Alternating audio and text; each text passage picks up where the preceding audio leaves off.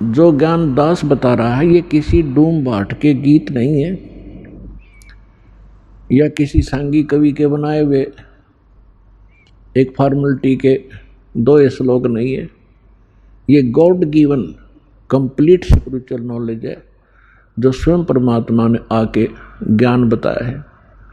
इसके साथ साथ वो परमात्मा अपनी लीला अनुसार जो वो लीला किया ही करते हैं, सतलोक से आए और जिन महापुरुषों को वो मिले उनको सतलोक लेकर गए, उस स्थान पर लेकर गए जो हमारा मूल स्थान है, जहाँ आप और हम सभी रहा करते थे, आपका परिवार था। वहाँ पर सभी सृष्टि ऐसी ही है, ऐसे ही नर और नारी करके वहाँ सब बच्चे हैं, सारी सुविधाएं हैं। उसी की डुप्लीकेट नकल काल ने यहाँ कर रखी है।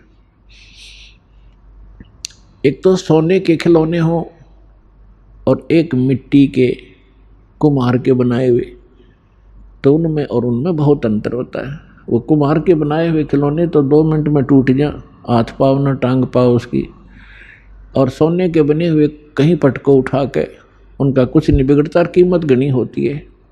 तो सतलोक के अंदर आपको ऐसा शरीर मिलेगा जिसका नाश कभी नहीं होता, उसमें वृद्ध अवस्था नहीं है, बुढ़ापा नहीं है, सदा युवा बने रहोगे। और जिन क्रियाओं को आप यहाँ करते हो, सैर सपट्टा करना प्रत्येक आत्मा चाहती है, हिल स्टेशनों पर घूम का वहाँ जाकर पार्कों में डोड़ा में घूमें, ये सारी सुविधाएं आपको सतलोक में प्राप्त है। प्रत्येक के घरों में ऐसा है। और घूमने के लिए आपके पास विमान है, वहाँ पर विमान, यहाँ तो एक मोटरसाइकिल हो जाए वह बड़ी बात मानते हैं हम, और 6 दिन में तेल डलाना पड़ेगी तो लंबे सफ़र में जावत है। तो वहाँ कुछ भी नहीं है, निष्कर्म में मोक्ष वहाँ प्राप्त होता है, बिना काम किए सारे सुख प्राप्त होंगे, लेकिन वो होगा यहाँ किए हुए का प्रतिफल। जैसे बच्चा विद्यालय में जाता है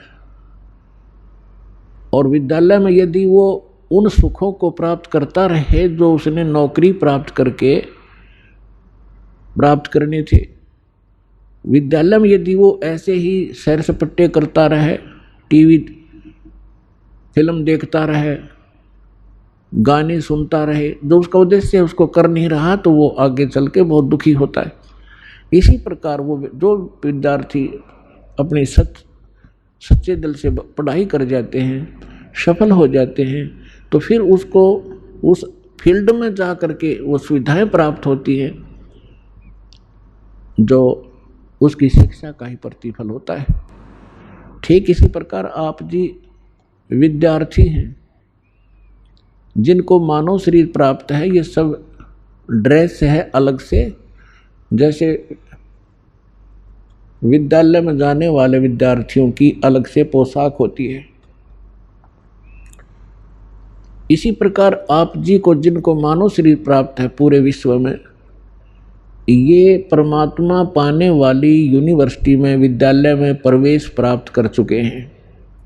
इनके इतने अच्छे नंबर थे कि इनको प्रवेश मिल गया और ये ड्रेस मिल गई, नहीं तो कुत्ते गधे सुअर की ड्रेस ये पहले आप पहने हुए थे। जिसको भी आज मानव शरीर प्राप्त है या कभी भी होता है, तो उसका उद्देश्य भिन्न होता है, और उद्देश्य को छोड़कर वे यहीं पर कोठी बंगले कार सांग सिनेमे ताश खेलते रहते हैं, राजनीतिक गपौड़ मारते रहते हैं, तो विद्यार्थी फेल हो जाते हैं। और फेल होने के बाद फिर उनको कितना कष्ट होता है। और जो बच्चे पढ़ जाते हैं, शिक्षा ग्रहण कर जाते हैं, अच्छी लगन लगा कर, आगे चलकर उनको बड़ा सुख प्राप्त होता है।